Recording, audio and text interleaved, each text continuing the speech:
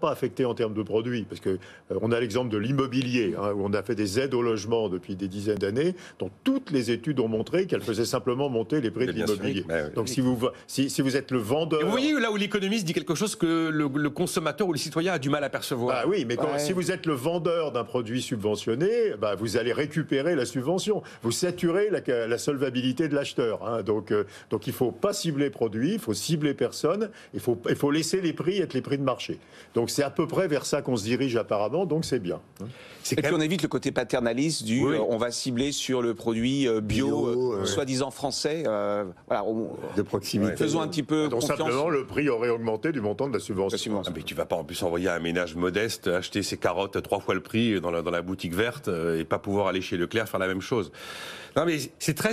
Enfin, il y aurait presque une petite nouvelle à écrire sur ces évidences et ces réalités que l'économiste peut argumenter par rapport à ce que l'intuition naturelle de la personne a beaucoup de mal à... J'ai l'impression que la science économique, plus j'en fais, plus je me dis c'est la science finalement des incitations et des effets pervers. C'est-à-dire en fait les bonnes intentions terminent souvent en enfer parce qu'on ne comprend pas que les agents sont fondamentalement des êtres rationnels. Oui. Ce que j'entends par rationnel, c'est qu'ils anticipent, ils contournent, et à la fin des fins...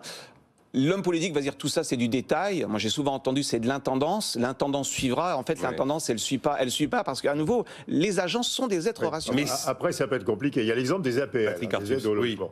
Donc, je crois qu'Emmanuel Macron, au début du quinquennat précédent, se convainc de ce que disaient toutes les études, qui est que qu'on fait des aides au logement, ça fait simplement monter les loyers du montant de l'aide au logement.